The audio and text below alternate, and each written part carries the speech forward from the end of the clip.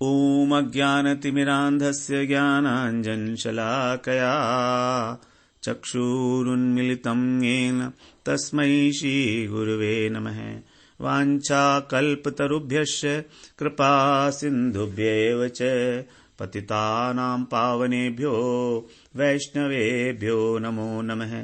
नमो महावदन्याय कृष्णप्रेमप्रदायते कृष्णाय कृष्णचैतन्य नाम्ने गौरत्विषे नमः।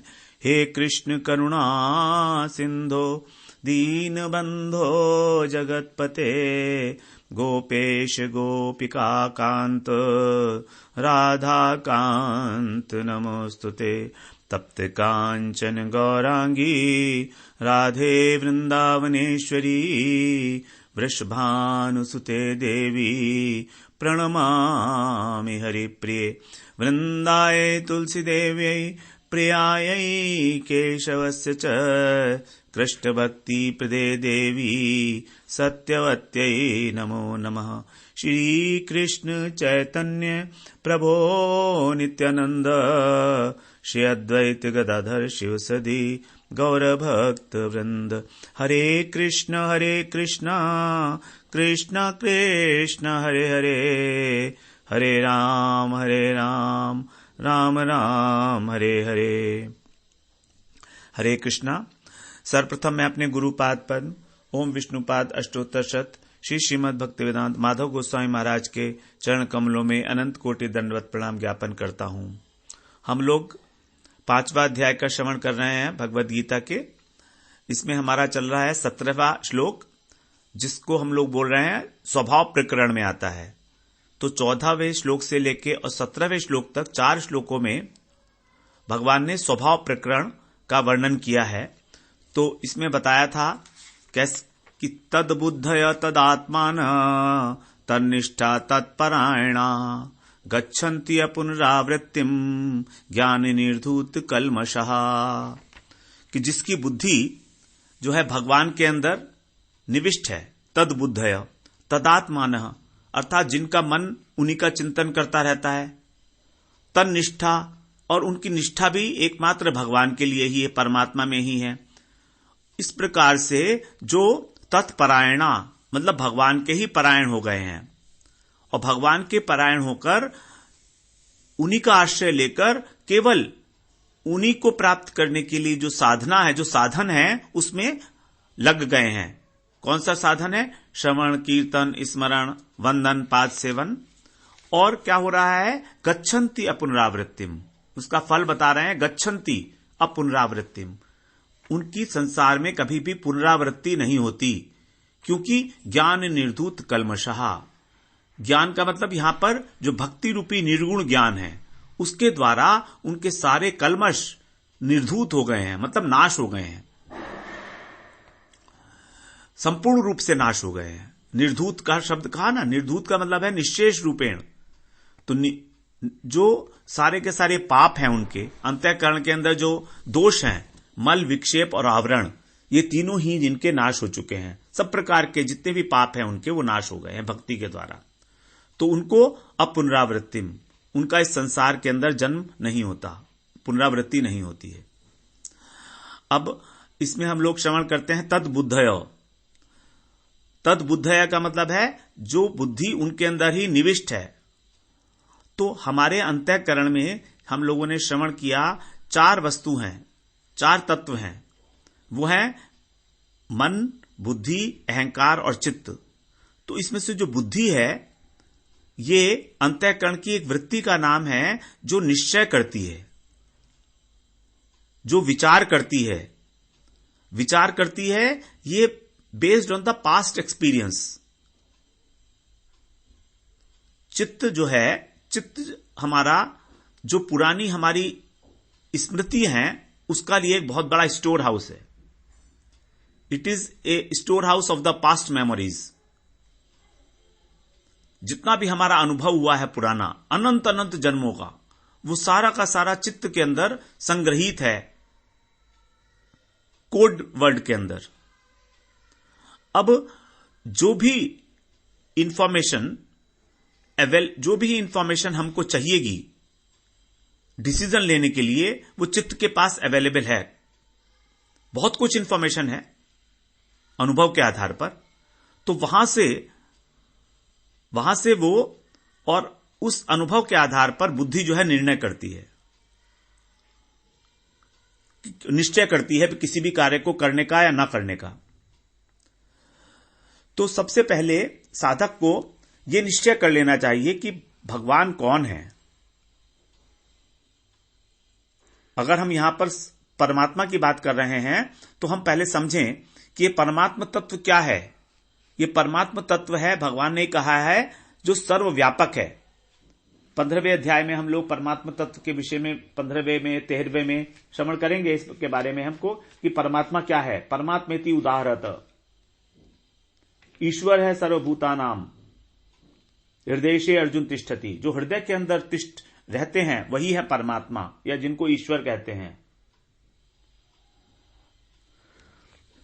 ये सबके स्वामी हैं।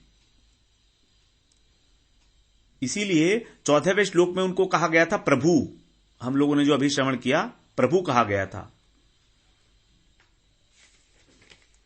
न कृतत्वम न कर्माणि लोकस्य सृजति प्रभु। और 15वें श्लोक में उनको कहा गया विभु। विभु का मतलब है जो सर्वव्याप्त है, आकाश की भांति। अर्थात ऐसा कोई स्थान नहीं है जहां पर आकाश न हो।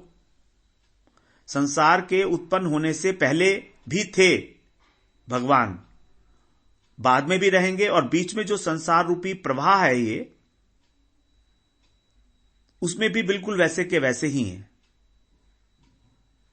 भगवान ने ये बात पहले भी कह दी है, अव्यक्तादीनि भूतानि व्यक्त मध्यानि भारत अव्यक्त निधनान्येव तत्र का परिदेवना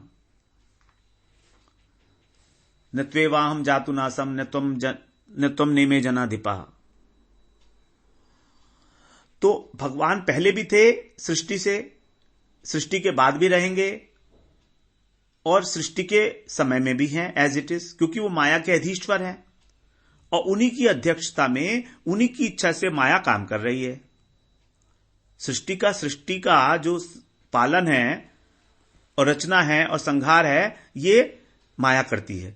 तो ये उनकी सत्ता के विषय में हमको बिल्कुल दृढ़ निश्चय होना चाहिए।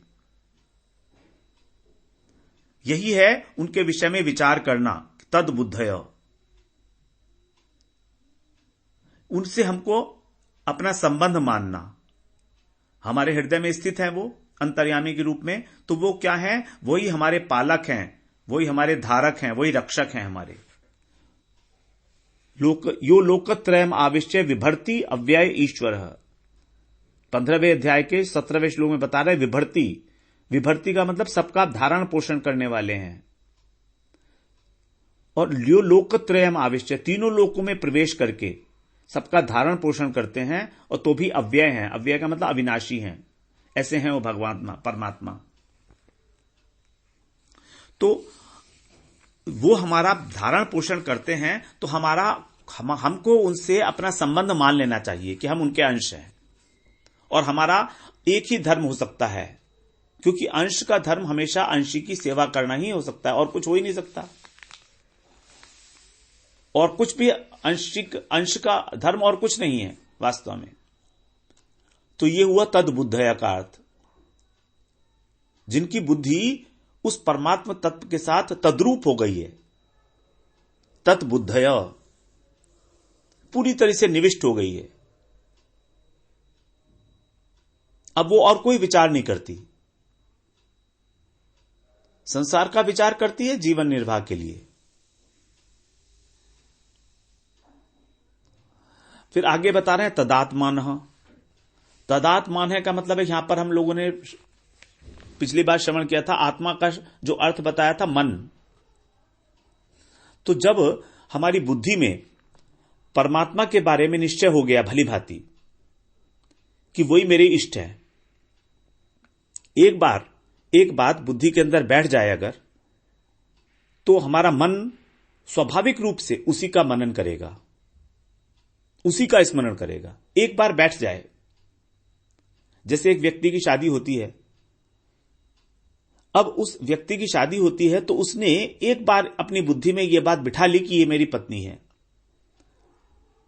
या एक जो लड़की है उसकी शादी होती है तो उसने ये एक बार बिठा ली मन में कि ये मेरे पति हैं। अब जब एक बार बिठा ली ये बात कि ये मेरे पत्नी है, ये मेरे पति हैं या मेरी पत्नी है, तो फिर क्या होगा? वो स्वभावतः उसी का स्मरण करेगा, उसी का चिंतन करेगा, उसी का मनन करेगा। उसके लिए कुछ अलग से उसको विशेष कोशिश नहीं करनी पड़ेगी। अपने पति के बारे में सोचने के लिए पत्नी को कोशिश नहीं करनी पड़ती, प्रयास नहीं करनी पड़ता, क्योंकि उसने मान लिया है। और यह सिर्फ मान्यता मात्र है, कोई संबंध नहीं था उनका पहले। अब जब वो सारे काम कर भी रही है तो भी उसको यह स्मरण रहेगा कि वो मेरे पति हैं। तो ये कैसा स्मरण है? ये सतत स्मरण है, निरंतर, क्योंकि स्वाभाविक हो चुका है। और फिर धीरे धीरे उसको जो पहले अपने मां बाप का स्मरण हुआ करता था वो अपने आप समाप्त हो जाएगा, धीरे धीरे धीरे धीरे। उसी प्रकार से जब हम भगवान को अपना मान लेंगे, भगवान के साथ अपना संबंध समझ लेंगे, तब संसार का चिंतन अपने आप से खत्म होता चला जाएगा, करना नहीं पड़ेगा हमको। और भगवान का सतत चिंतन होता रहेगा। उनकी स्फूर्ति, उन्हीं के गुण, उन्हीं की बातें अच्छी लगने लगेंगी। उन्हीं के लिए जिएंगे, उन्हीं के लिए मरेंगे, क्योंकि अब तो वही हमारे कर्णधार हो गए। तद्बुद्धय तत्परायण, क्योंकि हमने उनको अपना स्वामी मान लिया है दृढ़तापूर्वक। तो ये वास्तव में बुद्धि ही एक स्वीकार करती है, और स्वीकार होना चाहिए हमारा दृढ़तापूर्वक। अभी हमारी स्थिति है कि हमारी बुद्धि इस बात को दृढ़तापूर्वक स्वीकार नहीं कर रही है कि वो भगवान मेरे अपने हैं। जिस दिन हमारी बुद्धि स्वीकार कर लेगी उस दिन हमारा मन उनमें लगने लगेगा। अभी हमारा मन इसी नहीं लगता है कि अभी हमारी बुद्धि ने स्वीकार ही नहीं की है ये बात। तो सारी बात जो है स्वीकार करने की है, दृढ़तापूर्वक स्वीकार करने की है। तो तब हमारा मन तदात्मान हो जाएगा। और फिर बोल रहे हैं तन्निष्ठा। तो निष्ठा जो है वो बड़ी इंपॉर्टेंट चीज है। निष्ठा, जब मन और बुद्धि भगवान में लग जाएंगे तो फिर हमारे को अपनी स्थिति हमेशा उन्हीं में अनुभव होगी। इसी को कहा गया तन्निष्ठा। निष्ठा मतलब स्थिति, निशेष रूपेण स्थिति। हमारी जो स्थिति है वो परमात्मा तत्व में ही हो जाएगी। और जब तक हमने बुद्धि से उनको स्वामी मानने का दृढ़ निश्चय नहीं किया, तो सबसे पहले हो रहा है बुद्धि के द्वारा उनको स्वीकार करने का दृढ़ निश्चय है। फिर दूसरा होएगा मन से उसका स्वाभाविक चिंतन, मनन, ध्यान, क्योंकि ये तीनों मन के धर्म हैं। मनन, चिंतन और ध्यान, ये तीनों मन के ही धर्म हैं। इसमें चित्त भी आ गया इसके अंदर। तो फिर जब तक ऐसा नहीं होगा तब तक निष्ठा नहीं हो सकती। तब तक यद्यपि हम जानते हैं कि हमारी वास्तविक स्थिति भगवान में ही है। गीता में भगवान ने बार बार कहा है कि सारा का सारा जगत एकांशेन स्थितो जगत, सारा का सारा जगत जो है मेरे ही अंश में स्थित है, एक अंश में। लेकिन हमको अपनी स्थिति भगवान में नजर नहीं आती है, अनुभव में नहीं आती है, क्योंकि हमारी बुद्धि ने इस बात को स्वीकार नहीं किया है। भगवान बता रहा ना एकांशेन स्थितो जगत, 10वें अध्याय में बताएंगे, लास्ट श्लोक है भगवान 10वें अध्याय का, कि सारा जगत, सारे जगत के लोग जितने भी हैं, चर अचर प्राणी, ये मेरे एक अंश में स्थित हैं। एकांशेन, एक अंश में, और बाकी अंश में नहीं है। बहुत छोटे से अंश में कहीं हम लोग स्थित हैं भगवान के अंदर ही। तो हमको अपनी भगवान में जो स्थिति है वो तभी समझ में आएगी। और अभी हम मानते हैं कि हमारी स्थिति है संसार में।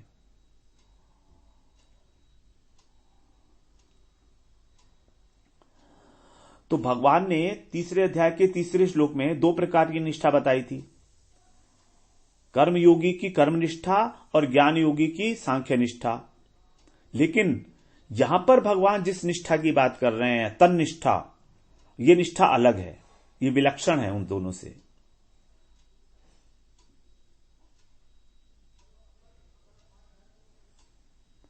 क्योंकि जब ज्ञानी व्यक्ति जो ज्ञान योगी है, क्योंकि कर्म संन्यास ज्ञान योग का चैप्टर है ना, तो इसलिए हम लोग इसके थोड़ी कर्म ज्ञान योगी के रेफरेंस में थोड़ी सी चर्चा कर लेते हैं।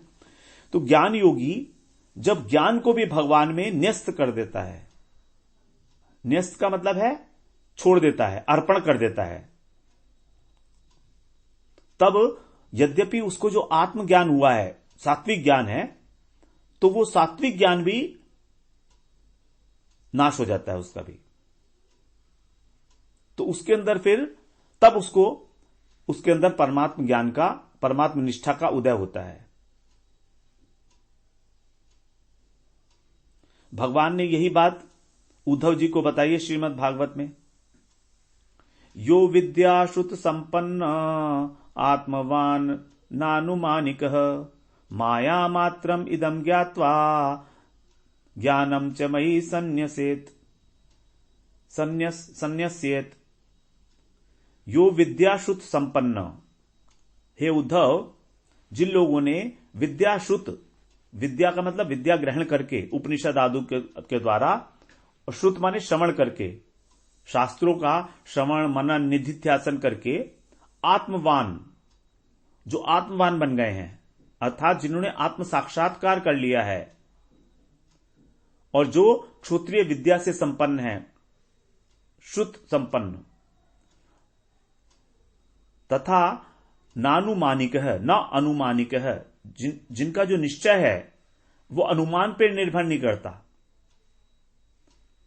केवल अनुमान कि ऐसी कोई वस्तु होगी, नहीं, अनुमान नहीं है, वो उनका अनुभव हो चुका है अब, क्योंकि वो अब आत्मवान हो गए हैं, आत्मनिष्ठ हो गए हैं, तो उनका ब्रह्म का उन्होंने अनुभव कर लिया है। तो वे यह जानकर, इदम ज्ञात्वा, यह जानकर कि यह संसार कैसा है, माया मात्रम, यह संसार भी एक प्रपंच ही है, माया मात्रम, केवल माया ही है। माया का अर्थ होता है माया, मां माने नहीं, या माने जो वास्तव में नहीं है लेकिन जिसकी प्रतीति हो रही है, वही है माया। तो ये संसार एक प्रपंच मात्र है, माया के द्वारा सृष्ट है। तो इस प्रपंच से जो निवृत्ति का साधन है, जिसको हमने पहले बात किया था, सात्विक ज्ञान अर्थात वृत्ति रूप ज्ञान, जो माया की विद्यावृत्ति के कारण उत्पन्न ज्ञान है, आत्मज्ञान, सात्विक ज्ञान, वृत्ति रूप ज्ञान, वो इस ज्ञान को भी क्या करते हैं, ये भी माया मात्र है। इसको समझ लेते हैं कि ये माया मात्र ही है, ये ज्ञान भी। माया मात्रम इदम ज्ञात्वा ज्ञानम च मयि संन्यसेत, इस ज्ञान को भी मेरे अंदर संन्यस्त कर देता है, मतलब छोड़ देता है। ज्ञान भी क्योंकि सत्वगुण है, सत्वगुणी है, इसलिए इसको भी छोड़ देता है, वो न्यस्त कर देता है, अर्पण कर देता है, अर्थात आत्मनिष्ठा का भी परित्याग कर देता है। तब वो भगवत निष्ठा को प्राप्त होता है। जो भगवत निष्ठा है वो बिल्कुल विलक्षण तत्व है, इसीलिए भगवान ने 3 अध्याय के 3 श्लोक में भगवत निष्ठा की बात ही नहीं की थी। वहां पर 2 निष्ठा की बात की थी, कर्मनिष्ठा और सांख्य निष्ठा। कर्मयोगी की कर्मनिष्ठा और सांख्य योगी की सांख्य निष्ठा, लेकिन भगवत निष्ठा की बात वहां पर नहीं की भगवान ने। उसको फिर बताया आगे 18वें अध्याय में जाकर 50वें श्लोक में, निष्ठा ज्ञानस्य या परा।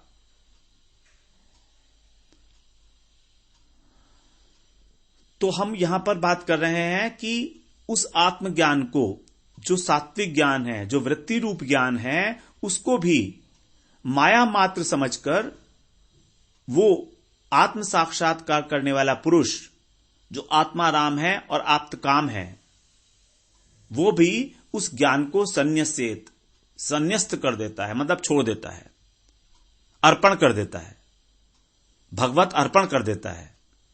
क्योंकि ज्ञान भी एक व्यवधान है, ज्ञान मार्ग में ज्ञान भी एक व्यवधान है।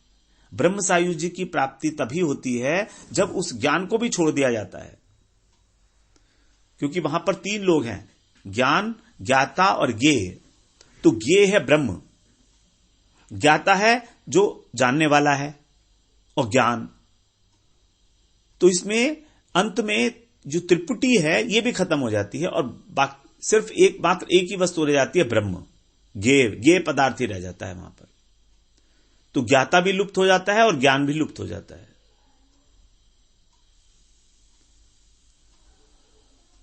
तो उसी को भगवान ने कहा था यहां पर तन्निष्ठा। तो इसी निष्ठा का संकेत जो है मैं आपको बताया अभी, समासे नैव कौन्तेय निष्ठा ज्ञानस्य या परा सिद्धिम प्राप्तो यथा ब्रह्म तथाप्नोति निबोध में। 18वें अध्याय के 50वें श्लोक में दिया भगवान ने कि कर्मयोग में सिद्धि प्राप्त करके जिस प्रकार तू ब्रह्म को प्राप्त होगा, सिद्धिम प्राप्तो यथा ब्रह्म तथाप्नोति निबोध में, वो मुझसे सुन, निबोध में ले, भली प्रकार सुन। समासे नैव कौन्तेय निष्ठा ज्ञानस्य या परा। अब इसके बाद दो प्रकार की चीजें बता रहे हैं भगवान यहां पर। एक तो इस एक श्लोक के अंदर, बड़ा इंपॉर्टेंट श्लोक है ये, 18वें अध्याय का 50वां श्लोक। इस एक श्लोक के अंदर कर्मयोग, ज्ञान योग और भक्ति योग तीनों आ गई हैं। तीनों प्रकार की निष्ठाएं हैं। सिद्धिम प्राप्त हो यथा ब्रह्म, सिद्धिम प्राप्त हो मतलब कर्मयोग के द्वारा सिद्धि प्राप्त करके अंतःकरण शुद्ध हो गया। उसके बाद ब्रह्म तथाप्नोति निबोध में, ब्रह्म को कैसे प्राप्त करेगा, सांख्य निष्ठा के द्वारा, वो मुझसे भली बातें सुन। तो इसके बाद भगवान 4 श्लोकों में ये बताएंगे कि किस प्रकार से ज्ञान की प्राप्ति होगी, ब्रह्म सायुज्य की प्राप्ति होगी, ब्रह्म भूयाय कल्पते तक। उसके बाद फिर आगे बताएंगे भगवान समासे नैव कौन्तेय, समासे नैव माने संक्षेप में। उसके बाद मैं तुझे को बताऊंगा कि किस प्रकार से दूसरी निष्ठा प्राप्त होगी तेरे को, निष्ठा ज्ञानस्य या परा। ज्ञान की भी जो परानिष्ठा है वो मैं तेरे को संक्षेप में बताऊंगा। तो भगवान जो ज्ञान की निष्ठा है वो तो बता रहे हैं, उसको तू भली भांति समझ ले। तो 3 श्लोकों में भगवान ने 51, 52 और 53, इन 3 श्लोकों में भगवान ने बात की सांख्य निष्ठा की, ब्रह्म भूयाय कल्पते तक। अब इसके बाद 55वें श्लोक से 55वां श्लोक जो है वो बीच का, 54वां श्लोक बीच का है। और फिर उसके बाद फिर समासे नैव कौन्तेय निष्ठा ज्ञानस्य या परा, फिर भगवत निष्ठा की बात की है 55वें श्लोक में, संक्षेप में, ज्यादा नहीं एक्सप्लेन किया। भक्ति निष्ठा को, भजन निष्ठा को यहां पर ज्यादा एक्सप्लेन ही नहीं किया गया गीता में। उसके लिए हमको श्रीमद् भागवत पर ही जाना पड़ेगा, वहीं पर है भगवत निष्ठा का विस्तार में वर्णन, भक्ति का वर्णन।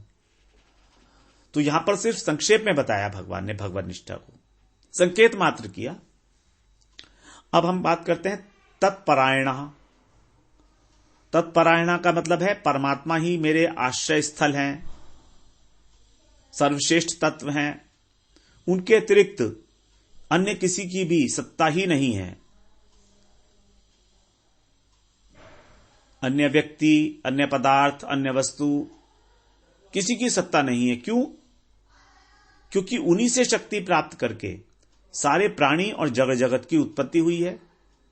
भगवान से ही माया जो प्रकृति थी वो क्रियान्वित हुई, माया के चिन्ह, भगवान के चिन्मय क्षण से, और उसी से फिर सारे के सारे जगत उत्पन्न हुआ और ये शरीर उत्पन्न हुआ।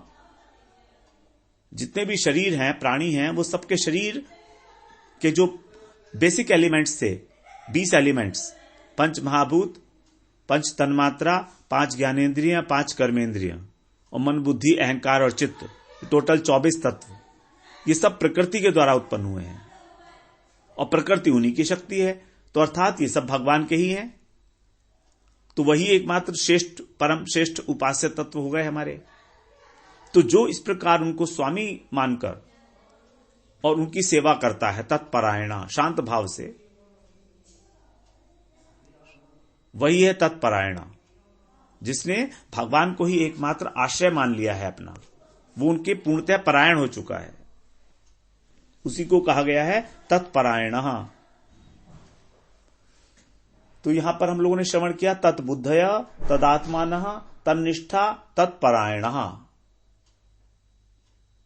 हम लोगों ने कल भी यही श्रवण किया था, आज भी यही कर रहे हैं, अलग प्रकार से या कुछ कुछ उसी प्रकार से भी।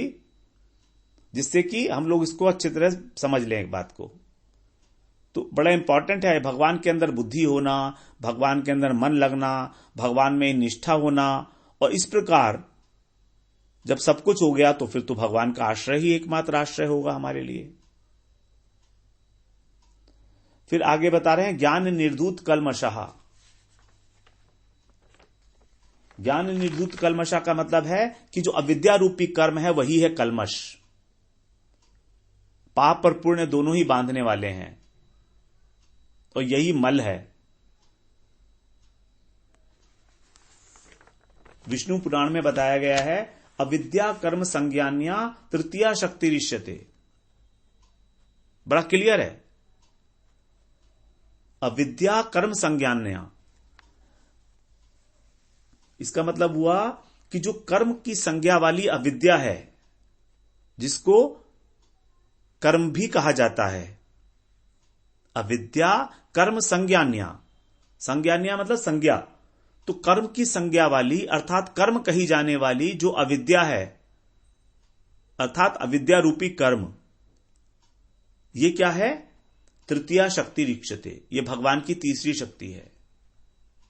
और पहली दो शक्ति बताई थी विष्णु शक्ति पराप्रोक्ता क्षेत्रज्ञाख्या तथा परा। विष्णु शक्ति पराप्रोक्ता, परा का मतलब है श्रेष्ठ, सबसे श्रेष्ठ। तो भगवान की तीन शक्तियां हैं, उसमें से सबसे पहली है स्वरूप शक्ति, जिसे बोलता है विष्णु शक्ति, जो उनके स्वरूप के अंदर है। तो विष्णु शक्ति पराप्रोक्ता, पराप्रोक्ता मतलब परा कही गई है, और क्षेत्रज्ञा तथा परा। और दूसरी शक्ति है क्षेत्रज्ञाख्या, क्षेत्रज्ञ नाम की दूसरी शक्ति है। क्षेत्रज्ञ अर्थात जीवात्मा। क्षेत्र है शरीर और क्षेत्रज्ञ है आत्मा। जो इस क्षेत्र को जानने वाली वस्तु है वो है क्षेत्रज्ञ, और उसी को बोला है क्षेत्रज्ञ मतलब जीवात्मा। तो जीवात्मा भगवान की दूसरी शक्ति है, तटस्थ शक्ति जिसे बोलते हैं, या जीव शक्ति। और तीसरी शक्ति है ये माया शक्ति, इसको बोला कर्म, अविद्या कर्म संज्ञान्या। तो यही है मल, कर्म। तो जैसे भगवत तत्व ज्ञान के उदय होने से, सूर्य के उदय होने से अंधकार नष्ट होता है, उसके लिए कोई साधन नहीं करना पड़ता, उसी प्रकार से जो भक्ति का उदय हो जाता है, भक्ति रूपी निर्गुण ज्ञान का उदय हो जाता है जब, तो स्वतः ही हमारा अंतःकरण शुद्ध हो जाता है और हमारा जो आत्मा का ज्ञान है, स्वरूपभूत ज्ञान, वो अपने आप प्रकाशित हो जाता है। सारा का सारा जो प्रॉब्लम है वो हमारे अहंकार, अंतःकरण की अशुद्धि के कारण है। और अंतःकरण की अशुद्धि शुद्धि होने के बाद फिर गच्छन्ति अपुनरावृत्तिम। गच्छन्ति का मतलब है यहां पर भगवत तत्व ज्ञान का उदय होना, उसका बोध हो जाना, भगवान से अपने संबंध का ज्ञान हो जाना कि मैं कौन हूं, भगवान कौन है और हमारा संबंध क्या है। और अपुनरावृत्ति मतलब इस संसार में दोबारा से आवागमन नहीं होगा, क्योंकि इस आवागमन का कारण है माया का संग। माया के तीन गुण हैं, उनका संग करना। 13वें अध्याय में भगवान ने बताया 21वें श्लोक में, कारणम गुण संगोस्य सद असद योनि जन्मसु। सद असद यानी कि जो शुभ योनि है और अशुभ योनि है, उसमें जन्म लेने का कारण है गुणों का संग, सत्वगुण, रजोगुण और तमोगुण। इन तीनों में से जब तीनों का संग होता है या एक का भी संग होगा तो हमें इस संसार में बार बार आना ही होगा। यही है एकमात्र कारण हमारी संसार में आवागमन का। इस प्रकार से गुणातीत होकर, एकमात्र भगवान के निष्ठ होकर, भगवत निष्ठ होकर, निर्गुण भक्ति के अंगों का पालन करने से ही ज्ञान निर्धूत कल्मषा अपुनरावृत्तिम भगवत प्राप्ति होती है, मोक्ष की प्राप्ति होती है।